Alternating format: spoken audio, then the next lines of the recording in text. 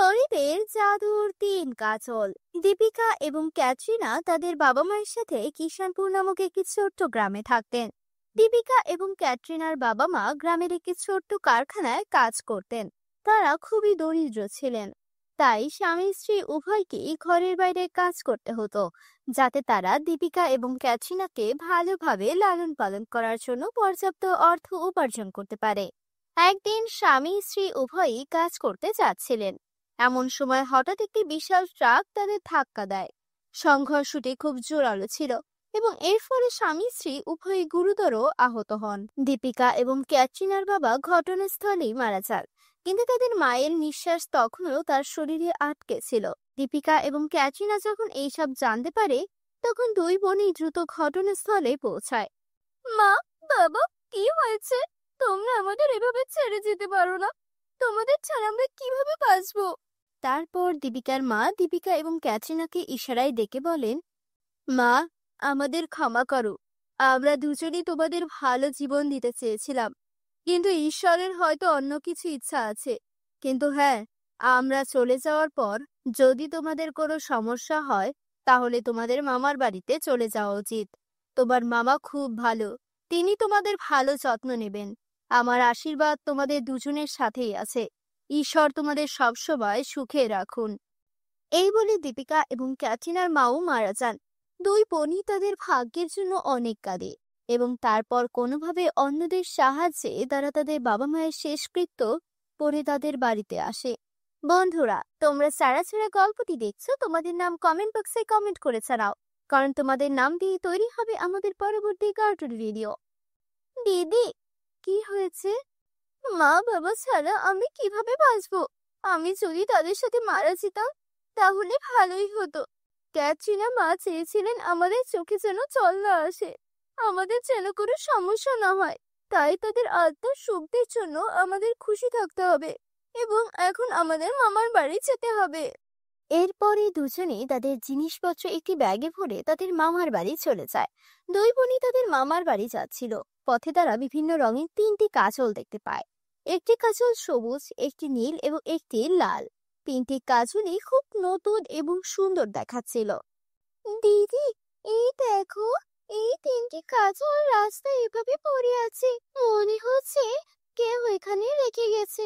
যাই হোক, এই কাজলগুলি দেখতে খুব ব্র্যান্ডেড। তাদের দাম নিশ্চয়ই খুব বেশি, তাই না? হ্যাঁ, তুমি একেবারে ঠিক বলেছো। তিনটি কাজলই খুব নতুন এবং ব্র্যান্ডেড দেখাচ্ছে। আমি জানি না এগুলি কার, কে এখানে এগুলো রেখে গেছে। দিদি, এখানে কেউ দেখা যাচ্ছে না। আমরা এই তিনটি কাজল আমাদের ব্যাগে রাখি। না ক্যাটরিনা, এটা করা পাপ। কিন্তু হ্যাঁ, তুমিও ঠিক বলেছো। যদি এই কাজলগুলো এখানে এভাবে পড়ে থাকে, তাহলে কোনো চোর এখান থেকে অবশ্যই চুরি করে নিয়ে যাবে। আমরা এগুলো আমাদের সাথে নিয়ে যাচ্ছি। কে জানে, তাদের মালিক হয়তো এগুলো খুঁজে পেয়েছে। এরপর দীপিকা তার ব্যাগে তিনটি কাজল রাখে, কিন্তু দুই বোনই জানতো না যে ওই তিনটি কাজল কোনো সাধারণ কাজল নয়, বরং তাদের কাছে জাদুকরি কাজল আছে। কিছুক্ষণের মধ্যেই দুই বোনই তাদের মামার বাড়িতে পৌঁছায়। তাদের মামার কাছে সবকিছু খুলে বলে। তার বোনের মৃত্যুর খবর শুনে তাদের মামা খুব কাঁদে। আমি এখনো বিশ্বাস করতে পারছি না যে দিদি আমাদের ছেড়ে চলে গেছে। কিন্তু তোমরা দুইজন কোনো চিন্তা করো না, দিদি আমাকে তোমাদের দায়িত্ব দিয়েছে। আমি তোমাদের দুজনকে ভালো যত্ন নেব। তোমরা আমার মেয়ে দিব্যার মতো ভালো জীবন যাপন করবে। ধন্যবাদ মামা। হয়তো সেই কারণেই মা তোমার কাছে আমাদের আসতে বলেছিল। তারপর মামি বলেন, হ্যাঁ, তোমার মা মনে করে যে এই বাড়িটি কোনো ঘর নয়, এটি একটি এতিমখানা, তাই তিনি তোমাদের সবাইকে এখানে পাঠিয়েছেন। তোমার জিভ নিয়ন্ত্রণ করো। তুমি আমার মৃত বোনের কথা বলছো? আর হ্যাঁ, এখন থেকে দীপিকা আর ক্যাটরিনা তোমরা এখানেই থাকবে। আর আমি কাল শহরে যাচ্ছি, কিন্তু তোমাদের দুইজনেরই ভালো যত্ন নিতে হবে। আমি চাই না দিদি চলে যাওয়ার পর তাদের কোনো সমস্যা হোক।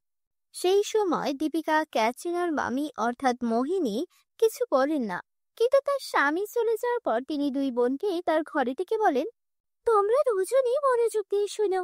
এটা কোনো এতিমখানা নয় যেখানে তোমরা মাথা উঁচু করে এসেছো। এখানে থাকতে চাইলে তোমাদের কাজ করতে হবে। তোমরা দুই বোনকেই সকালের নাস্তা থেকে শুরু করে রাতের খাবার, কাপড়, বাসনপত্র এবং ঘর পরিষ্কার পরিচ্ছন্নতা পর্যন্ত ঘরের সমস্ত কাজ করতে হবে। তোমাদের দুই বোনকেই রান্নাঘরের দেখাশোনা করতে হবে। দীপিকা রান্না করবে আর ঘর পরিষ্কার করবে তোমার ছোট বোন। চিন্তা করো না মামি, আমি একাই সব কাজ করব। ক্যাটরিনা এখনো ছোট, সে এত কাজ করতে পারবে না। সে ঘরের কাজকর্মও জানে না। সে খাবার খেতে জানে, ঠিক যেভাবে খায় সেও একইভাবে কাজ করবে। তাদের মামার স্বভাব দেখে দুই বোনই ভেবেছিল যে তারা ভালোভাবে জীবনযাপন করতে পারবে, কিন্তু যা হয় তার ঠিক বিপরীত। দুই বোনই ষাঁড়ের মতো কাজ শুরু করে। দিন শেষ হয় কিন্তু দুই বোনের কাজ শেষ হয় না। কাজ করার সময় ক্যাটরিনার হাতে ফোসকা পড়ে। দিদি, দেখো আমার হাতে ফোসকা পড়েছে। চলো এখান থেকে চলে যাই দিদি, চলো ফিরে যাই, আমরা আমাদের বাড়িতে থাকবো। ক্যাটরিনা, ওই বাড়িটা আমাদের নয়, ওই বাড়িটা ভাড়া বাড়ি। ওই বাড়িতে থাকতে হলে আমাদের ভাড়া দিতে হবে, যা আমাদের নেই, তাই বাধ্য হয়ে আমাদের এখানেই থাকতে হবে। সারাদিন কাজ করার পর দুই বোনই ক্লান্ত হয়ে তাদের ঘরে যায়, যেখানে দীপিকা ক্যাটরিনাকে বসিয়ে মোহিনীর কাছে খাবার আনতে আসে। মামি, তুমি বলেছিলে সারাদিন কাজ করার পর তুমি আমাদের খাবার দেবে। আমরা দুজনই খুব ক্ষুধার্ত, আমরা দুজনই সকাল থেকে কিচ্ছু খাইনি, দয়া করে আমাদের খাবার দাও। এখানে অপেক্ষা করো, আমি এখনই এনে দিচ্ছি। এই বলে মোহিনী রান্নাঘরে যায় এবং 2 দিনের পুরনো বাসি রুটি এবং একটি পেঁয়াজ নিয়ে আসে এবং দুই বোনের হাতে তুলে দেয়। মামি, এটা কি? তুমি কি দেখতে পাচ্ছ না? এটা খাবার। কিন্তু মামি, এটা বাসি রুটি আর পেঁয়াজ, আমরা এটা কিভাবে খাবো? আর যাই হোক, ক্যাটরিনা শুধু শুকনো খাবার গিলে খেতে পারে না। যদি তোমার কাছে সবজি না থাকে তাহলে আমাকে 1 গ্লাস দুধ দাও, আমি ওকে দুধের সাথে রুটি খাওয়াবো। তুমি কি মনে করো এই বাড়িটা একটা হোটেল?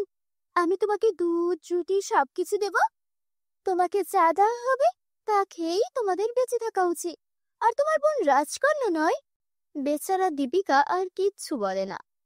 দিদি, এটা কেমন পশুর মতো খাবার? মামি সারাদিন আমাদের এত কাজ করিয়ে এটা খেতে দিল। আমার মনে হচ্ছে আমাদের ভাগ্য ফুরিয়ে গেছে, তাই আমাদের সাথে এমনটা হচ্ছে। তারপর পথে পাওয়া কাজল থেকে একটা শব্দ ভেসে আসে, কিন্তু এখন তোমার ভাগ্য বদলে যাবে। আরে, এই শব্দ কোথা থেকে এলো? দুই বোনই পেছনে ফিরে তাকায় এবং তাদের পেছনে ওই 3টে জাদুর কাজল দেখতে পায়। ভয় পেও না, আমরা 3জনই জাদুর কাজল, যা তুমি রাস্তা থেকে তুলে এনেছিলে।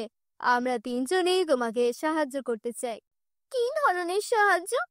আমরা 3জনই জাদুর কাজল এবং আমাদের 3জনেরই আলাদা আলাদা ক্ষমতা আছে।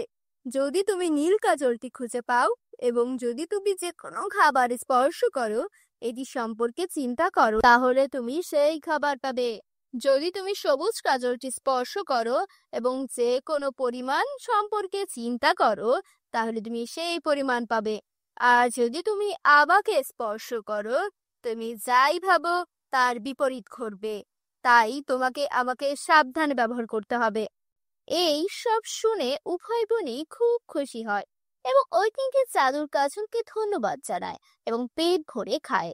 পরের দিন সকালে দুই বোনই মোহিনীর কাছে গিয়ে বলে, মামি, আমরা দুই বোনই এখান থেকে চলে যাওয়ার কথা ভেবেছি। আমরা দুই বোনই আর তোমার উপর বোঝা হতে চাই না। ভালোই হয়েছে, তাড়াতাড়ি এই বাড়ি ছেড়ে চলে যাও। দুই বোনই তাদের সমস্ত জিনিসপত্র এবং 3টি জাদুর কাজল নিয়ে সেখান থেকে চলে যায়। সে চলে যায় এবং তারপর সেই 3টি কাজলের সাহায্যে সে একটা খুব বড় বাড়ি তৈরি করে এবং একটি ভালো জীবনযাপন শুরু করে। বন্ধুরা, যদি তোমাদের আমার এই গল্পটি ভালো লেগে থাকে তাহলে অবশ্যই তোমাদের বন্ধুদের সাথে শেয়ার করো। এবং হ্যাঁ বন্ধুরা, এরকম গল্প দেখতে অবশ্যই আমাদের চ্যানেলকে সাবস্ক্রাইব করো, যাতে তোমরা এরকম আকর্ষণীয় গল্প দেখতে পাও। আমি আবার তোমাদের সাথে নতুন কিছু গল্প নিয়ে দেখা করব।